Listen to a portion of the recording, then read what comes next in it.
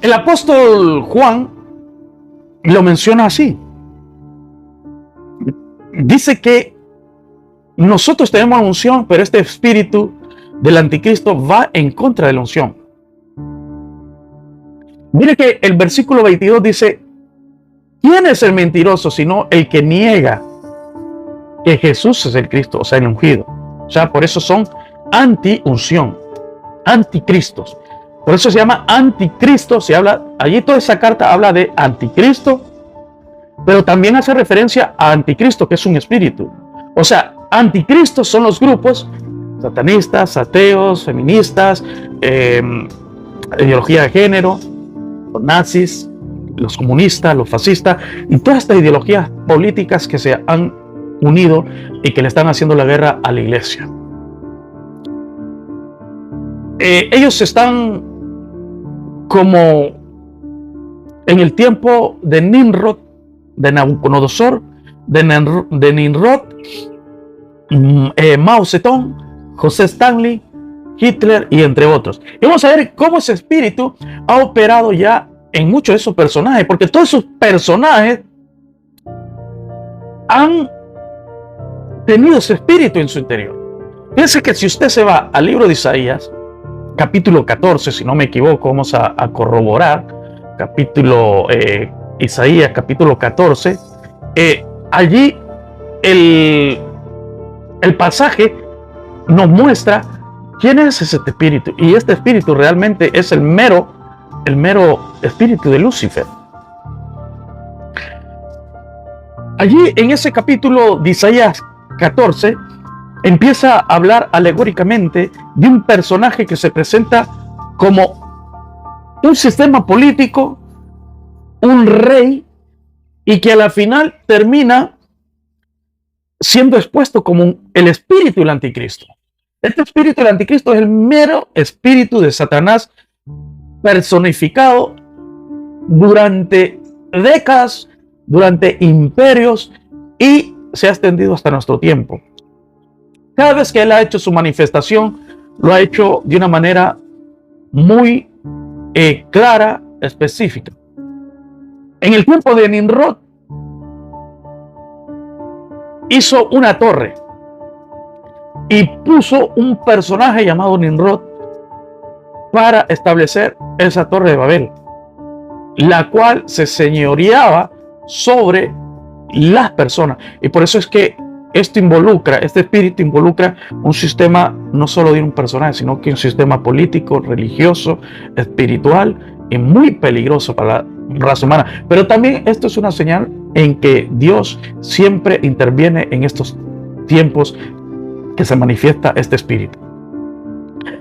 En el tiempo de Nabucodonosor también se hizo patente, pues Nabucodonosor, él dijo que se debía hacer una estatua y que todo el mundo debía adorarla y debían postrarse ante esa estatua, y él se postuló como Dios.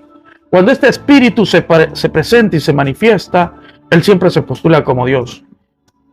La misma manifestación del capítulo 14 de Isaías, donde él dice: subiré a los cielos, junto a las estrellas, junto al trono de Dios, estableceré mi reino.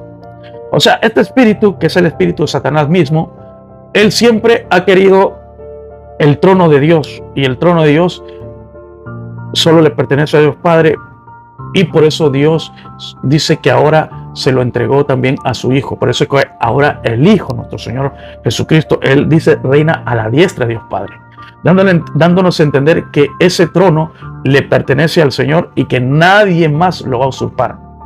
Una vez fue tratado de ser ensuciado por este espíritu, y ya nunca más va a ser otra vez usurpado ni ensuciado. Y es más, hay una promesa en los libros de Apocalipsis del capítulo 1 al 4, donde dice que al que venciera, el Señor nos hará sentar en ese trono, dándonos a entender que ese trono va ligado a la autoridad, al poder, y que está también manifestado en el capítulo 12 de Apocalipsis, donde dice de que el dragón que se levantó en contra de la mujer que estaba para dar a luz a ese hijo, el varón, que es la iglesia, y que dice que ese hijo regiría las naciones con vara de hierro. Volviendo al capítulo 3 de Apocalipsis o 2, donde dice que al que venciere le daré, dice, poder y autoridad para que rija las naciones con vara de hierro, así como Dios Padre me la dio a mí. ¿Vio? Entonces todo esto tiene un enlace, una conexión, que el trono de Dios es autoridad y es señorío sobre sus criaturas, sobre todas sus cosas. Pero este individuo, este espíritu del anticristo, él quiso señorear sobre las cosas. Incluso fue tan atrevido porque él dijo, me sentaré junto al trono de Dios. O sea, este tipo fue más allá. Ya era parte del trono, porque la palabra dice que a él lo habían puesto como el líder principal. Sin embargo, él quiso más. Entonces, una de las características que representa este espíritu, el anticristo, es el señorío. Si usted lee bien y profundiza bien ese capítulo 14 de Isaías, usted se va a dar cuenta cuál es la mentalidad de él. Por eso esta palabra nos ayuda a entender cómo él opera, cómo él reina. Según el versículo 3 del capítulo 14 de Isaías, dice que este man había incluso construido una ciudad de oro. Si usted lo lee bien, ahí dice, mire lo que dice el capítulo 14 de Isaías, versículo 4, que él tenía una ciudad de oro. Dice, pronunciarás este proverbio contra el rey de Babilonia, o sea, contra Satanás, Lucifer, y dirás cómo paró el opresor. O sea, este tipo se había convertido en un opresor. Y mire lo que dice ahí, cómo acabó la ciudad codiciosa de oro. O sea, que este tipo, a pesar de que tenía un alto rango, también gustaba de un placer que era extrovertido, una ciudad de oro.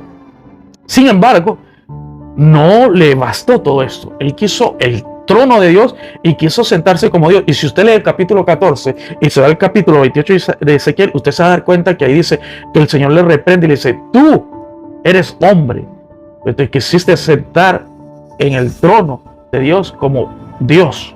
¿Ve? O sea, el Señor nos aclara todo la rebelión en total de este espíritu y cómo se manifiesta. Y por eso es que en este último tiempo se está manifestando de igual manera.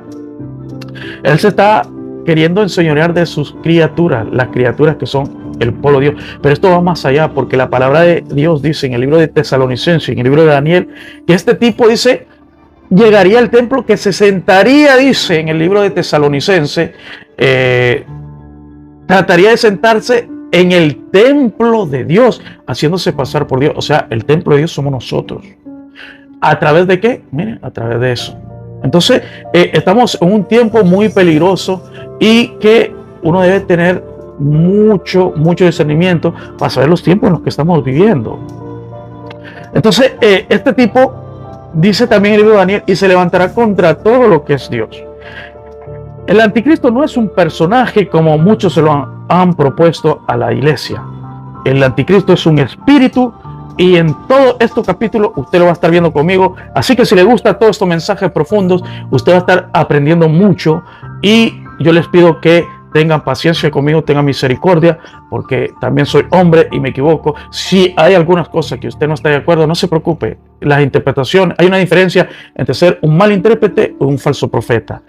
Recuerde que Pablo y Pedro tenían algunas discrepancias en algunas interpretaciones, en algunas cosas. Sin embargo, eran un pueblo unido con el Señor y el Señor les abrió el entendimiento para que entendieran cosas que muchas veces nosotros no las podemos entender y que poco a poco el Espíritu Santo nos la va dando. Así que bendiciones, soy una vez más Ro con todos ustedes. Recuerden suscribirse a mi canal, compartir estas prédicas y abonarse a mi canal de YouTube, que es de mucha importancia para poder yo hacer prédicas de larga extensión. También en Facebook está mi canal Debate With Me.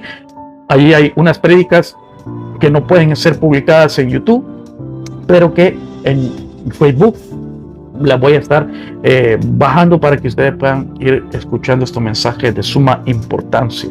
Así que bendiciones, soy una vez más Ro con todos ustedes, y para el próximo capítulo será la hora final, la diferencia entre los últimos tiempos, los tiempos finales y la consumación. Bendiciones.